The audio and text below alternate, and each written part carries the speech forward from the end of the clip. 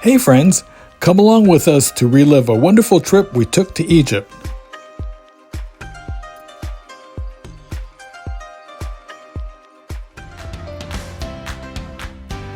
Hi, this is Scott from Scott and Tracy Traveling. Welcome to our channel, where our motto is, travel now, it may be later than you think. Tracy found a great company that arranged a wonderful wraparound 12-day tour of Egypt. We started with 5 days in the heart of Old Cairo. They gave us a 3-room suite that overlooked the hectic 1,000-year-old street outside.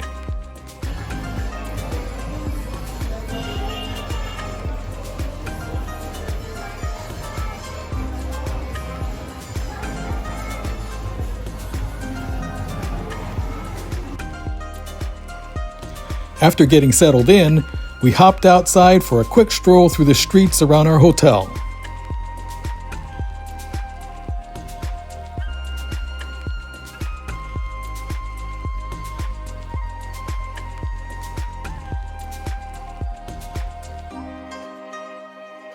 Our hotel stay came with breakfast in the restaurant upstairs. It had a balcony with a view of the surrounding neighborhood.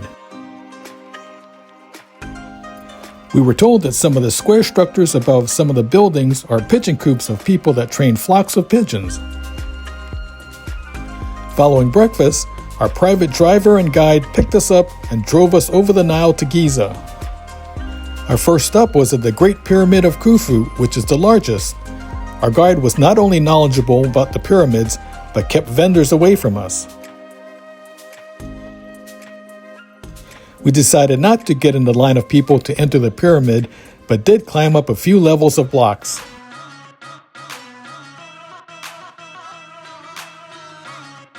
It felt almost unbelievable to be standing on the Great Pyramid.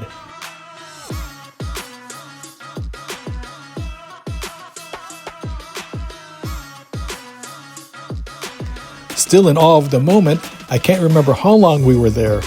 Eventually, we got back in the car and headed to a viewpoint called Panorama. It was great to have a view of all 3 Great Pyramids, but from this angle, Khafre's pyramid, which is the second largest, appeared to be the biggest. Khafre was Khufu's son, and Khufu's grandson, Menkaure, built the 3rd pyramid. There were other much smaller pyramids for wives and mothers.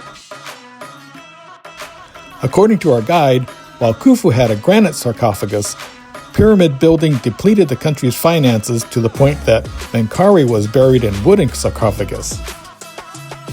There were many vendors offering camel rides to the pyramids from this location.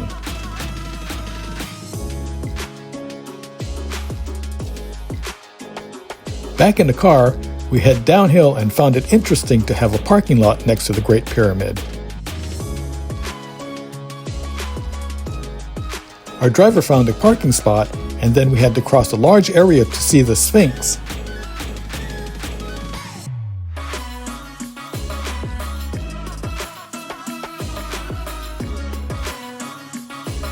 If you're returning to our channel, thank you for your continued support.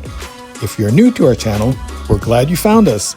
We are a retired couple who love to travel and hope our videos will inspire others to travel the world. Any questions or comments are welcome. If you like this video, please give it a thumbs up as it helps promote the video, and consider subscribing to our channel.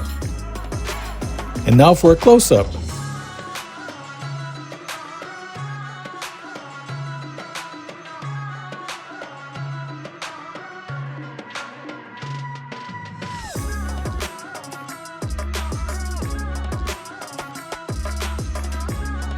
Leaving Giza, we drove out to the countryside to see the older pyramids.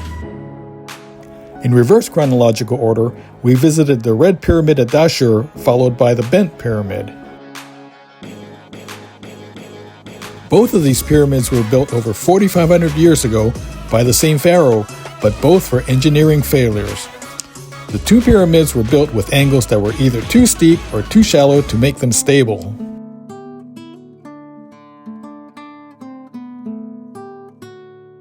It had been a long morning, and our driver and guide took us to a restaurant where they showed us how they made bread. Our driver also danced alongside with the musicians.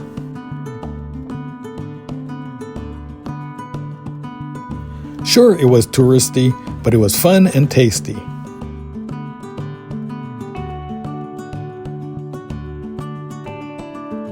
Our final sight of the day was a quick stop at the Step Pyramid. It is the oldest and the first attempt at building a great pyramid. There were also smaller structures scattered about. Tired, we drove back through Cairo and into the old city.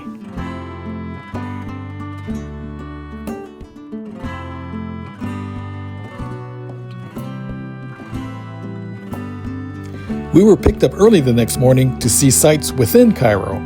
First was the Citadel of Salah al-Din, or Saladin, started in the 11th century. There are 3 mosques within the fortifications, the grandest of which is the Muhammad Ali Pasha, or Alabaster Mosque.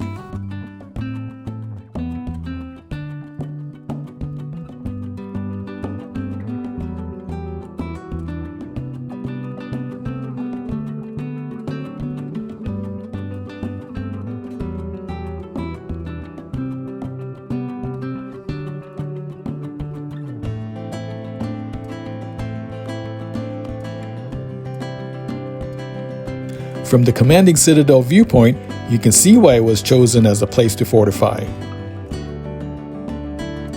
Driving down to Old Roman Cairo, we visited the historic church of Abu Surga. This church was built over a crypt where Mary, Joseph, and baby Jesus lived when they fled to Egypt to avoid persecution by King Herod. Some of the decor and artwork dates back to the 10th century.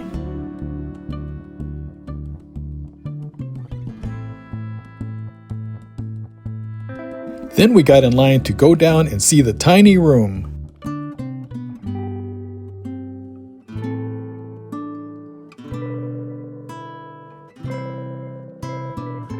Next up was the Egyptian Museum. The fountain in front contained lotus and papyrus plants, symbols of Upper and Lower Egypt. The collection was large, but they were in the process of moving parts of it to new museums.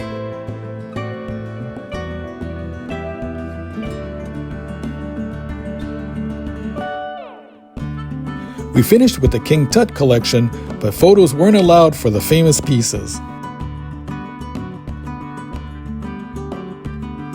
We spent the next couple days without tours and just wandered around Old Cairo.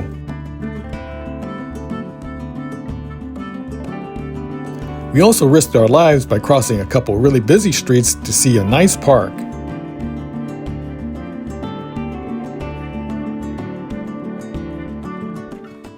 Our time in Cairo ended with a nice evening sail on a felucca on the Nile River.